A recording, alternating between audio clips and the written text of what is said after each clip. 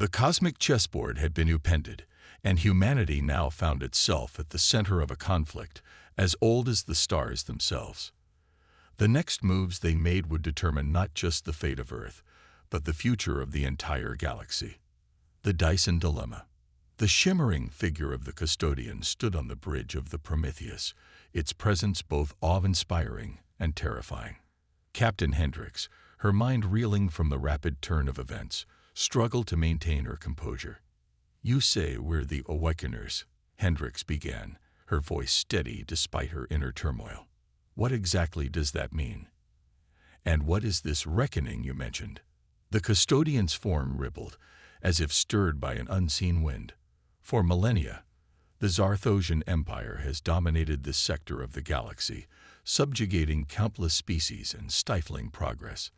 The Dyson Sphere you see before you is one of many such structures scattered throughout the cosmos, seedbeds of civilization, waiting for the right species to awaken them. Dr. Chen stepped forward, her scientific curiosity overriding her fear. "But why us? Why humanity?" The custodian's gaze shifted to her, and Chen felt as if the weight of eons pressed upon her. "Your species possesses a unique combination of traits: curiosity, adaptability, and a certain unpredictability. You unlocked the sphere's potential in ways that eluded even its creators." As the custodian spoke, the battle outside reached a fever pitch. The newcomers, emboldened by the sphere's activation, pressed their advantage against the faltering Zarthosian fleet. Commander Watanabe's voice cut through the moment. "Captain, we're receiving a priority transmission from Earth. It's the United Earth Council." Hendricks nodded, her mind racing. "Put them through." The holographic display flickered, revealing the stern faces of the council members. Secretary General Yara Mbiki's voice was tight with tension. "Captain Hendricks, we're receiving conflicting reports about the situation at Epsilon Eridani. We need a full status update immediately." As Hendricks began her report, the magnitude of the situation became clear. News of the Dyson Sphere's activation had already reached Earth, sparking a global frenzy. Some hailed it as humanity's ticket to galactic prominence, while others feared it would bring the wrath of advanced alien civilizations down upon them. "And that's the situation as it stands, Madam Secretary," Hendricks concluded. "We've stumbled into a galactic conflict that's been brewing for millennia. And somehow, humanity is at the center of it." The council members exchanged worried glances. "Captain," Mbiki said, her voice grave, "you are hereby ordered to disengage from the conflict and return to Earth immediately. We need time to assess the situation and formulate a response." Hendricks felt a chill run down her spine. "With all due respect, Madam Secretary, I don't think that's possible. We're directly linked to the Dyson Sphere now. If we leave, we could lose our only advantage in this new galactic landscape." The custodian, silent until now, spoke up. "Your leader's caution is understandable, but misplaced. The awakening has begun. There is no returning to the way things were." Panic flashed across the council members' faces. What is that?" demanded one of them. As Hendricks attempted to explain, alarms blared across the Prometheus. "Captain," called out the tactical officer, "the Zarthosian flagship is powering up some kind of superweapon. They're targeting the sphere." The custodian's form flickered urgently. "You must not let them succeed. If the sphere falls, the balance of power in this sector will be irreparably damaged." Hendricks found herself torn between her duty to Earth and the cosmic responsibility thrust upon them. In that moment of indecision, Dr. Chen stepped forward. "Captain, I think I can use the sphere to create a defensive barrier," she said, her fingers flying over a console. "But I'll need full access to the ship's power systems." Hendricks hesitated for a split second, then nodded. "Do it." As Chen worked, integrating the Prometheus's systems with the alien technology of the sphere, the ship shuddered under the strain. Outside, tendrils of energy began to coalesce, forming a shimmering barrier between the sphere and the Zarthosian flagship. The superweapon fired, a lance of devastating energy that lit up the void. It struck the barrier with a flash that momentarily outshone Epsilon Eridani itself. For a heart-stopping moment, it seemed the barrier would fail, but it held. The backlash from the deflected weapon rippled through space, overloading systems on both sides of the conflict. Ships tumbled, their power fluctuating wildly. In the chaos that followed, the custodian's voice rang out, filled with an urgency that belied its ageless nature. The sphere's systems are destabilizing. It needs a guiding consciousness to weather this storm. This is Captain Zara Hendricks of the Earth ship Prometheus. We come in peace, seeking diplomatic relations and scientific exchange. We were invited here by the signal broadcast from the megastructure. Surely there must be some misunderstanding. A harsh laugh echoed through the speakers. Oh, there's no misunderstanding, human. You've stumbled into a game far beyond your comprehension. That invitation wasn't meant for you. It was a trap, and you've walked right into it. The tactical display flickered, and a massive vessel shimmered into view. It dwarfed the other ships, its hull adorned with glowing runes that pulsed with barely contained power. I am Lord Admiral Vexthor of the Zarthosian Empire. The voice continued, dripping with malicious glee. And you, little humans, are about to become the latest conquest in our glorious expansion. Hendricks' mind whirled, searching for a way out. They couldn't fight, couldn't run. But perhaps, Lord Admiral, she said, injecting a note of respect into her voice, before you take any drastic action, I believe we may have something of value to offer. Our scientists have made significant progress in understanding the megastructure's systems, information that could be mutually beneficial. There was a long pause, and Hendricks could almost feel the alien warlord's suspicion. Finally, Vexthor spoke again. You have one planetary rotation to prove the worth of your claims. If you fail to impress me, your ship and crew will be added to my collection of curiosities. And trust me, humans, you don't want to see my collection. The communication cut off abruptly, leaving the bridge in tense silence. Hendricks turned to her crew, her eyes blazing with determination. All right, people, you heard the man. We've got 24 hours to pull a miracle out of our hats. Dr. Chen, I need you and your team to dig up every scrap of information we have on that megastructure. Commander Watanabe, begin passage scans of the Zarthosian ships. I want to know everything about their capabilities. The rest of you, prepare for any contingency. If we're going down fighting. As the crew dispersed to their tasks, Hendricks gazed out at the shimmering megastructure. Somewhere within that cosmic web lay the key to humanity's survival, and perhaps its ascension to the stars. They just had to find it before time ran out. Little did they know, ancient forces were stirring, awakened by humanity's arrival. The cosmic chessboard was set, and the opening moves of a game that would reshape the galaxy had begun. In the shadowy corners of the Zarthosian fleet, eyes that had been closed for eons slowly opened, their gaze fixed upon the fragile human ship and the promise it carried. The clock was ticking, and the fate of civilizations hung in the balance. Project Prometheus Unbound. The next 24 hours aboard the Prometheus were a frenzy of activity. In the ship's main laboratory, Dr. Ilara Chen and her team worked tirelessly, their faces illuminated by the soft glow of holographic displays. The air thrummed with the energy of desperate innovation. There's got to be something here, Dr. Chen muttered, her eyes scanning line after line of alien code. Some key were missing. Nearby, Dr. Adebayo manipulated a 3D model of the Dyson Sphere, his fingers dancing through the air as he rotated and zoomed in on various sections. The energy flow is unlike anything we've ever seen. It's not just collecting solar energy. It's channeling something else. A junior researcher, Zoe Harper, suddenly straightened up from her workstation. Wait, I think I've found something. All eyes turned to her as she projected her findings onto the main screen. Look at these fluctuations in the quantum field around the structure. They're not random. There's a pattern. Dr. Chen's eyes widened as she processed the implications. It's not just collecting energy, she breathed. It's harnessing quantum entanglement on a stellar scale. As the scientists delved deeper into their breakthrough, Captain Hendricks faced her own challenges on the bridge. Commander Watanabe approached, his face grim. Captain, we've completed our passive scans of the Zarthosian fleet. Their technology. It's centuries beyond ours. Maybe more. Hendricks nodded, her jaw set. And our chances in a fight. Watanabe's silence was answer enough. Keep scanning, Hendricks ordered. Look for any weakness, any blind spot we can exploit if things go south.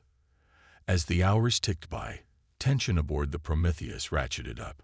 In engineering, Chief Anna Rodriguez and her team pushed the ship's systems to their limits, integrating what little they understood of the alien tech into their own. If we can just boost our shield harmonics, Rodriguez muttered, her hands deep in a tangle of wires, we might buy ourselves a few extra seconds in a firefight. Meanwhile, in his quarters, Diplomatic Officer Liam O'Neill pored over historical and cultural data gleaned from the initial alien transmission. There's something here about an ancient prophecy, he mused. An awakening of the dormant stars. Could that be referring to the Dyson Sphere? As the deadline approached, Dr. Chen burst onto the bridge, her eyes wild with excitement and lack of sleep. Captain, we've got it. We think we've cracked the basic principles of how the sphere manipulates quantum fields. Hendricks allowed herself a small smile. Excellent work, Doctor. Now let's hope it's enough to impress our new friends. Right on cue, the comm system crackled to life. Lord Admiral Vexthor's gravelly voice filled the bridge. Well, humans, I grow impatient. Impress me, or prepare to become another footnote in the glorious history of the Zarthosian Empire. Hendricks took a deep breath, squaring her shoulders. Lord Admiral, we've made significant progress in understanding the sphere's technology. With your permission, we'd like to demonstrate. There was a pause, then a grudging response. Very well. You have one chance. Do not waste it. Dr. Chen stepped forward, her voice steady despite her nerves. She launched into an explanation of their findings, weaving a tapestry of quantum mechanics and energy manipulation that left even the seasoned bridge crew struggling to keep up. As she spoke, something strange began to happen. The Dyson Sphere, which had been dormant since their arrival, began to pulse with a soft, blue light. Energy readings spiked across all sensors. And by adjusting the quantum resonance, Dr. Chen continued, oblivious to the growing commotion around her, we believe we can increase the sphere's energy output by an order of magnitude. Suddenly, a blinding flash erupted from the sphere. When it faded, the massive structure was humming with power, streams of energy arcing between its segments in a dazzling display. Silence fell across all channels. Then, unexpectedly, Lord Admiral Vexthor laughed. It was a sound that sent chills down the spines of everyone who heard it. Well, he chuckled darkly. It seems you humans are more interesting than I first thought. Perhaps we won't kill you just yet. Before anyone could respond, alarms blared across the Prometheus. New ships were dropping out of hyperspace. Dozens, then hundreds of them. The tactical display lit up like a Christmas tree. Multiple contacts, shouted the tactical officer. They're not Zarthosian, Captain. New configurations, unknown designs. Vexthor's voice returned, all traces of amusement gone. You fools. You've activated the beacon. Do you have any idea what you've done? The new arrivals opened fire, not on the Prometheus, but on the Zarthosian fleet. Space lit up with the fury of battle, energy weapons crisscrossing the void. All hands, battle stations. Hendricks barked. Evasive maneuvers. Get us out of this crossfire. As the Prometheus dove and weaved through the chaos, narrowly avoiding stray shots, a new transmission cut through the din. The language was unfamiliar, but the ship's computer quickly began translating. Prophecy fulfilled. Awakeners have come. Zarthosian oppression ends now. Hendricks turned to O'Neill, her eyes wide. That prophecy you mentioned, I think we just became part of it. The diplomatic officer nodded, his face pale. For better or worse, Captain, I think we've just changed the course of galactic history. As if in response to his words, the Dyson Sphere pulsed again. This time, a wave of energy washed over the battlefield.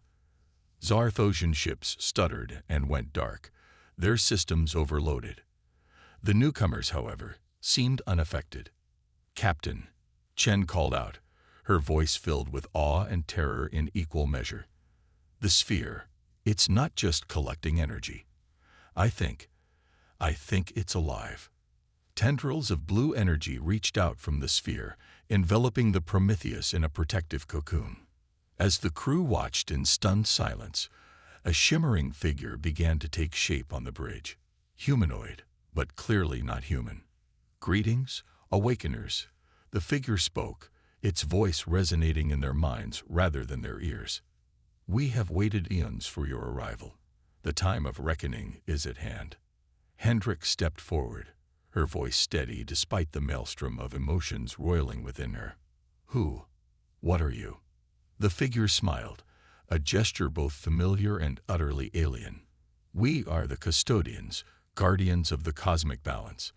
And you, brave humans, have just taken your first step into a larger universe. As the battle raged outside, and the Dyson Sphere hummed with awakened power, the crew of the Prometheus faced a stark realization. Their mission of peaceful exploration had become something far greater, and far more dangerous than they could have ever imagined. The cosmic chessboard. In the vast expanse of the Milky Way, humanity had long believed itself to be alone.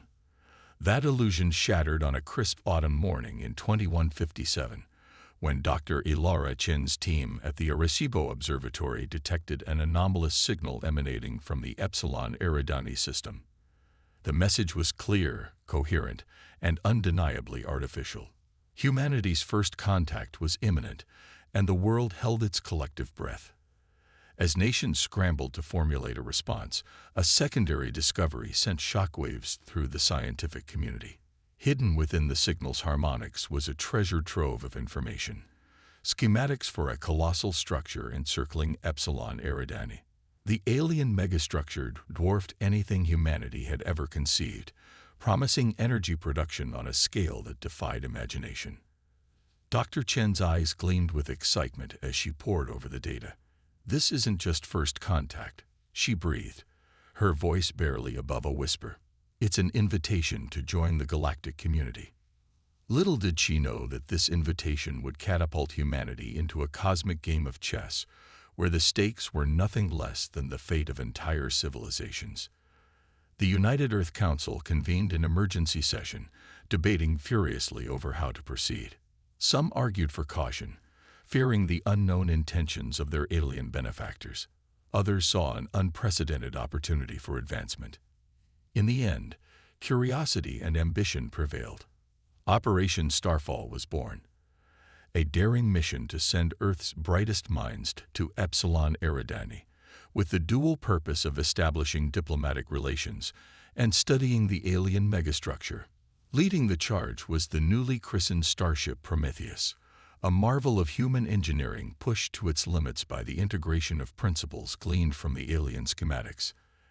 As Prometheus prepared for its historic journey, strange occurrences began to ripple across the solar system.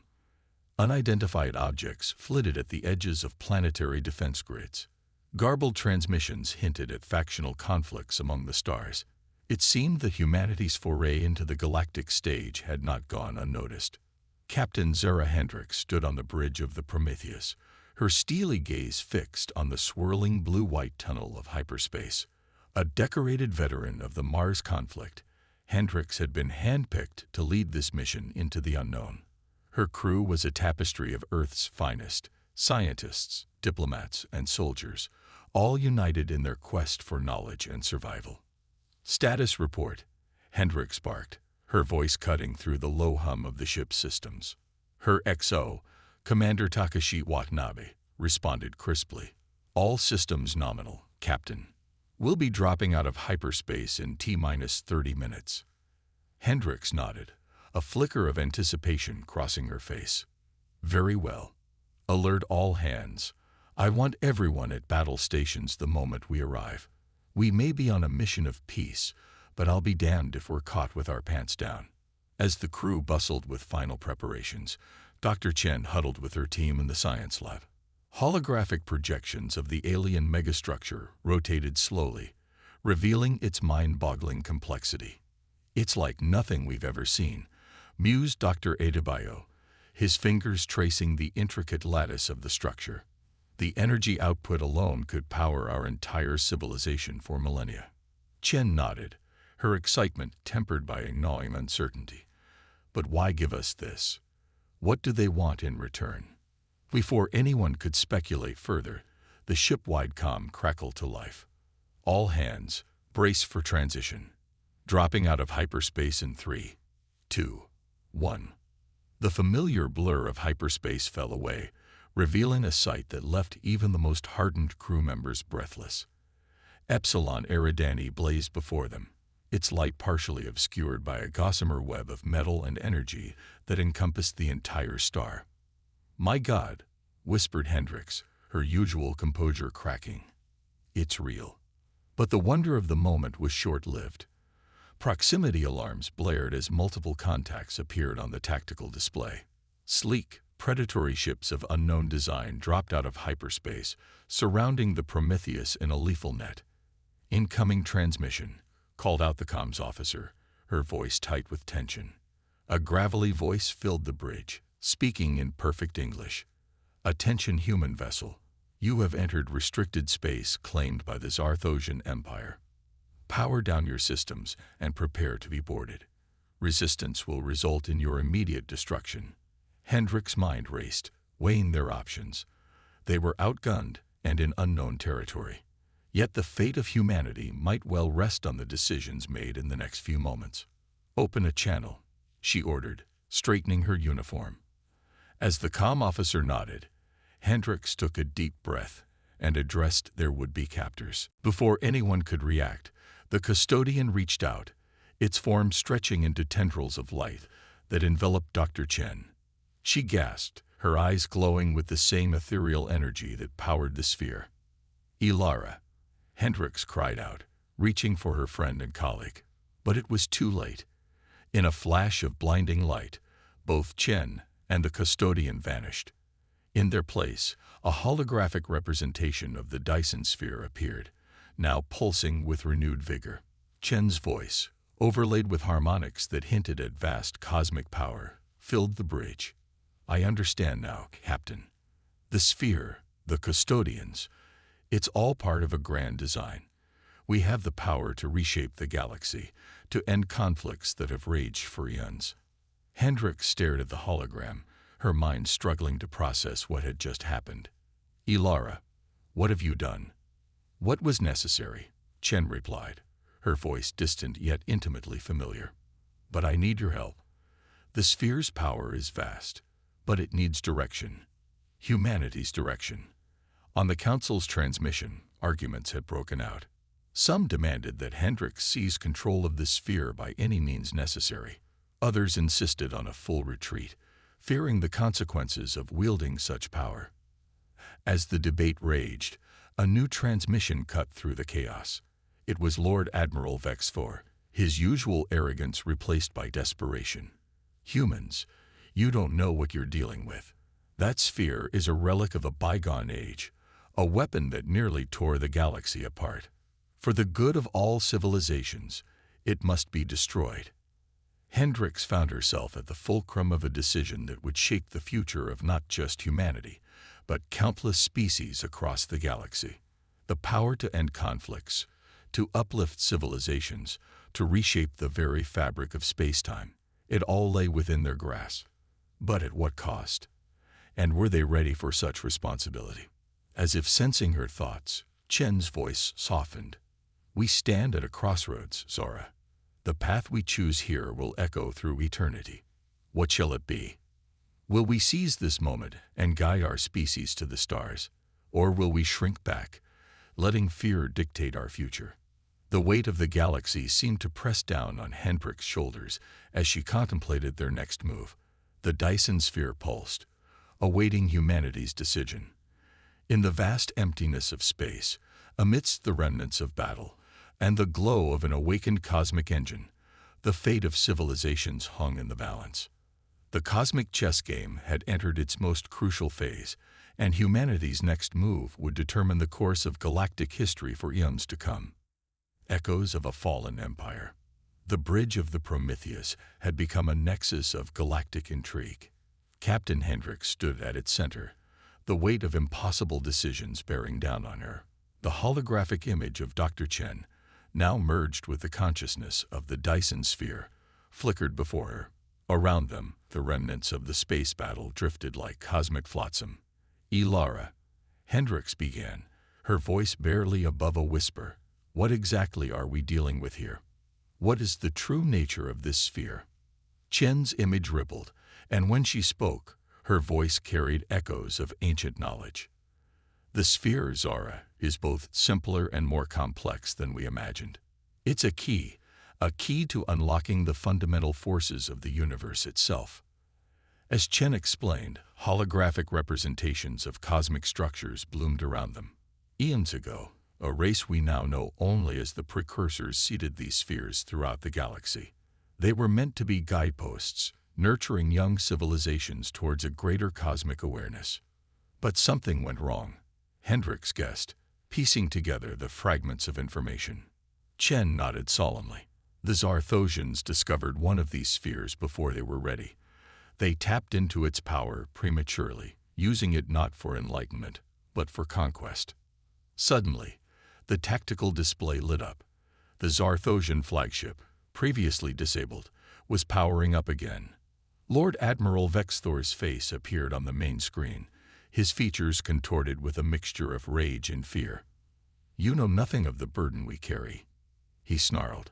"We took this power to protect our people, to ensure our survival in a hostile universe. You have no idea what lurks in the dark between the stars." As Vexthor spoke, Chen's eyes widened. "He's not lying, Zara. I can sense it through the sphere's network. There's something out there, something that terrified the precursors themselves." Before Hendrix could respond, a new voice cut through the tension. It was Diplomatic Officer O'Neill, his face pale but determined. "Captain, I've deciphered more of the prophecy. It speaks of a great devourer that sleeps beyond the galactic rim. The spheres were meant to be a defense against it." The implications hung heavy in the air. Humanity had stumbled into an ancient conflict, one that threatened not just Earth, but the entire galaxy. Hendrix turned to the still active transmission from Earth. The United Earth Council watched in stunned silence, the gravity of the situation finally sinking in. "Madam Secretary," Hendrix said, her voice steady, "I think it's time we bring the rest of humanity up to speed. We're going to need a united front if we're going to face what's coming." Secretary General Mbeki nodded grimly. "Agreed, Captain. But be warned, this information is going to cause panic on a global scale. We'll need a plan to maintain order." As if on cue, the ship's sensors detected a massive energy surge. The Dyson Sphere pulsed, and suddenly, holographic projections appeared in every major city on Earth, broadcasting the scene from the Prometheus. Chen's voice, now amplified by the power of the sphere, echoed across the planet. "People of Earth, hear me. The universe is vaster and more wondrous than we ever imagined, but it is also more perilous. The choices we make in the coming days will determine not just our fate, but the fate of countless civilizations." As Chen spoke, sharing the history of the precursors and the threat that loomed beyond the galaxy, reactions varied across the globe. Some reacted with fear, others with excitement. Debates erupted in government chambers and on street corners alike. Back on the Prometheus, Hendrix faced a new challenge. The alien fleet that had aided them against the Zarthosians was hailing them. Their leader, a being of swirling energy named Zinthar, materialized on the bridge. "Awakeners," Zinthar intoned, its voice resonating with barely contained power. "You have upset the balance that has kept our galaxy stable for millennia. The old ones stir in their slumber. We demand you relinquish control of the sphere immediately." Hendrix stood her ground. "And if we refuse?" Zinthar's form crackled with energy. "Then you will face the combined might of the Galactic Concord. We cannot allow one young species to wield such power." The standoff was interrupted by an urgent call from Earth.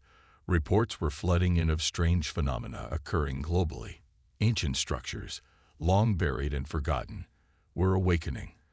From the depths of the Amazon to the ice fields of Antarctica, crystalline spires erupted from the ground, pulsing in sync with the Dyson Sphere. Chen's hologram flickered with excitement. Of course, Earth itself is a key. The precursors didn't just seed the galaxy with spheres. They left guardians on promising worlds, waiting for the right moment to awaken. As the crew of the Prometheus watched in awe, the awakened structures on Earth began to hum with power. Energy beams shot skyward, coalescing into a shimmering barrier that enveloped the entire planet. Lord Admiral Vexthor's laughter cut through the moment of wonder. "You fools. You've activated Earth's defenses. Yes, but you've also sent up a beacon. Every power in the galaxy now knows your world's location and its importance." The tactical display confirmed Vexthor's words. Hundreds of new contacts were appearing at the edges of the solar system. Ships of various designs, some familiar, many utterly alien. Hendrix turned to Chen, her eyes pleading for guidance. "Ilara, what do we do? We're not ready for this kind of attention." Chen's hologram smiled sadly. "Ready or not, Zara, our trial by fire has begun. But remember, the sphere chose humanity for a reason. We have something the older races lack, something the precursors valued above all else." "And what's that?" Hendrix asked. "The ability to evolve, to adapt," Chen replied. "Our unpredictability is our greatest strength. Now we must use it to save not just ourselves, but the entire galaxy." As if to underscore Chen's words, the Dyson Sphere pulsed once more. This time, tendrils of energy reached out, not just to the Prometheus, but to every ship in the vicinity, Zarthosian, Concord, and the new arrivals alike. In that moment of connection, a vision swept through the minds of every being touched by the sphere's power. They saw the vastness of the cosmos, the delicate balance of forces that kept existence itself in check. And they saw the shadow lurking at the edge of perception, the great devourer stirring in its eons-long slumber. The vision faded, leaving in its wake a profound understanding. The petty conflicts that had divided the galaxy paled in comparison to the threat they all faced. Hendrix straightened, her resolve hardened by the shared vision. She looked at the faces on her view screen, alien and human alike, and saw the same determination reflected back. "We stand at a crossroads," she declared, her voice carrying the weight of humanity's potential. "We can continue our conflicts, squabbling over power while a greater threat looms. Or we can come together, pooling our knowledge and resources to face the challenges ahead." She paused, letting her words sink in. "Humanity may be young, but we bring a fresh perspective to age-old problems. We're ready to learn, to grow, to join this galactic community not as conquerors or subjects, but as partners." As Hendrix spoke, the Dyson Sphere hummed with approval. The cosmic chessboard had been reset, the pieces rearranged. The game was no longer about domination, but survival and cooperation. The next moves would determine the fate of not just humanity, but all sentient life in the galaxy. The trial had begun, and Earth's first starship crew found themselves at the heart of a cosmic awakening that would echo through eternity. Renaissance of the stars. The solar system had become a crucible of galactic diplomacy. In the weeks following Captain Hendrix's impassioned speech, ships from 100 different species converged around Earth, their designs as varied as the beings who crewed them. The Prometheus, once a lone explorer, now stood at the center of the greatest gathering of civilizations the Milky Way had ever seen. On Earth, The awakened precursor structures had become focal points of frenzied research and speculation. Scientists from across the globe worked alongside alien experts, piecing together the cosmic puzzle left behind by the ancient race. Dr. Chen, her consciousness still merged with the Dyson Sphere, served as a conduit between humanity and the accumulated knowledge of eons. Her holographic form flickered between the Prometheus and Earth's new Galactic Council chamber, guiding discussions and bridging gaps in understanding. But even as cooperation flourished, a shadow loomed. The Zarthosian Empire, though diminished, was far from defeated. Emperor Xarkon himself had arrived at the edge of the solar system, his flagship a behemoth that dwarfed even the largest alien vessels in the makeshift fleet. Captain Hendricks stood on the bridge of the Prometheus, watching the tactical display with a mixture of awe and trepidation. Commander Watanabe approached, his usual stoic demeanor tinged with concern. "The Emperor is hailing us, Captain," he reported. "All channels, all frequencies. He's demanding to speak with the upstart humans who dared to upset the balance of power." Hendricks took a deep breath, squaring her shoulders. "Put him through." The view screen flickered to life, revealing Emperor Xarkon in all his terrible glory. His form was massive cybernetic enhancements glinting beneath scales of midnight black. When he spoke, his voice rumbled like distant thunder. "So, these are the children who would reshape the galaxy." Xarkon sneered. "You have no idea of the forces you're meddling with. Surrender the Dyson Sphere now, or watch as I reduce your world to cosmic dust." Before Hendricks could respond, Chen's hologram materialized beside her. "Your threats are hollow, Emperor," she said, her voice resonating with the power of the sphere. "The age of singular domination is over. The galaxy faces a threat far greater than your ambitions." Xarkon's eyes narrowed.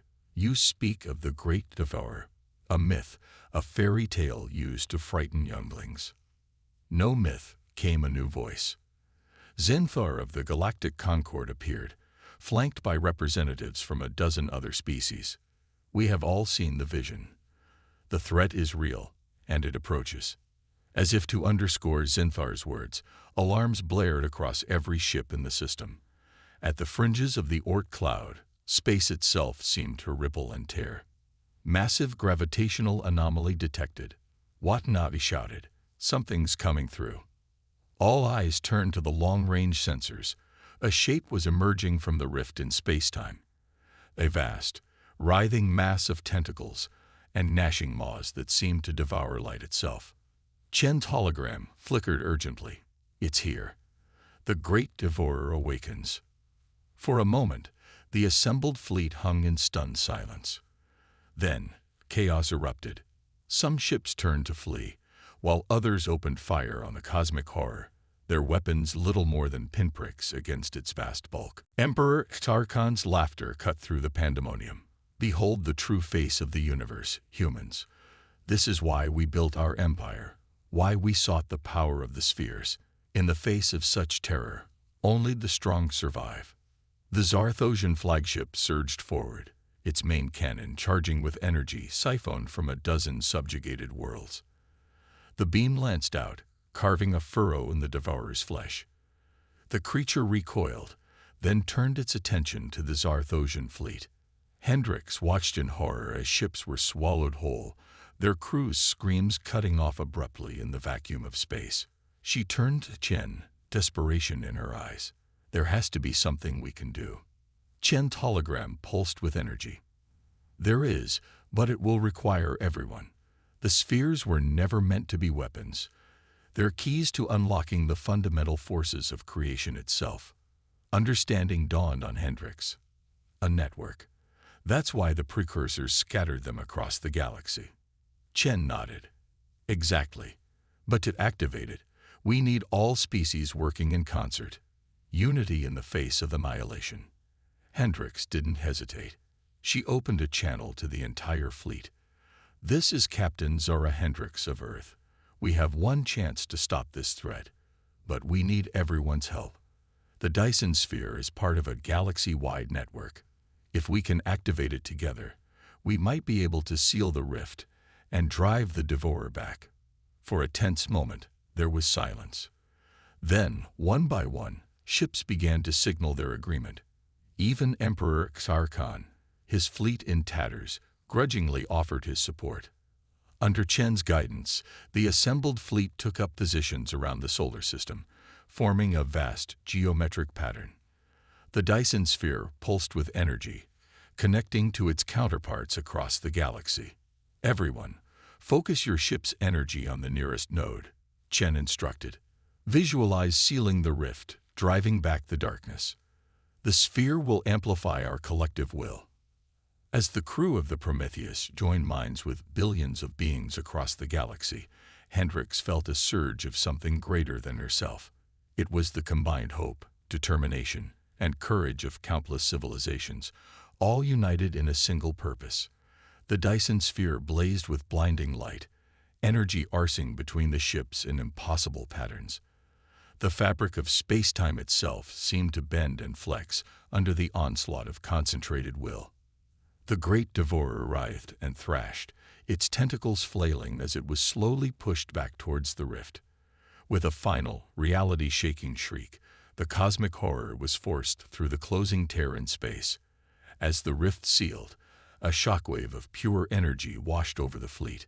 When the light faded and sensors came back online, the threat was gone. In its place was a newfound sense of connection between the assembled species. Emperor Xarkhan's battered flagship limped towards the Prometheus. His face appeared on the viewscreen, the arrogance gone from his eyes. "It seems," he said slowly, "that we have much to learn from you, humans. Perhaps it is time for the Zarthosian Empire to change its ways." In the days that followed, a new galactic order began to take shape. With the Dyson Sphere network activated, faster than light travel and communication became possible on an unprecedented scale. The United Earth Council expanded to become the core of a new galactic federation, with representatives from every willing species. Dr. Chen, her consciousness forever altered by her merger with the sphere, took on the role of guardian and guide. She worked to ensure that the power of the precursor's legacy would be used for the benefit of all, not hoarded by the few. As for the crew of the Prometheus, they found themselves hailed as heroes across the galaxy. Captain Hendrix stood on the observation deck of Earth's new space elevator, looking out at the stars. The vastness of space no longer seemed empty or threatening, but full of possibility. Commander Watanabe joined her, a rare smile on his face. "Hard to believe how much has changed in such a short time," he mused. Hendrix nodded. "We went looking for new horizons, and we found a galaxy full of wonders and challenges. But you know what, Takashi? I think we're ready for it." As if in response to her words, a shimmering portal opened nearby. An alien delegation stepped through, led by a being of pure energy. "Greetings, representatives of Earth," the being said. "We come from the Andromeda Galaxy, seeking friendship and exchange of knowledge." Hendrix and Watanabe exchanged a look of excited disbelief. Their journey, it seemed, was far from over. As they stepped forward to greet the new arrivals, the stars themselves seemed to twinkle with promise. The renaissance of the stars had begun, and humanity was at its heart, ready to face whatever wonders and challenges the cosmos had in store.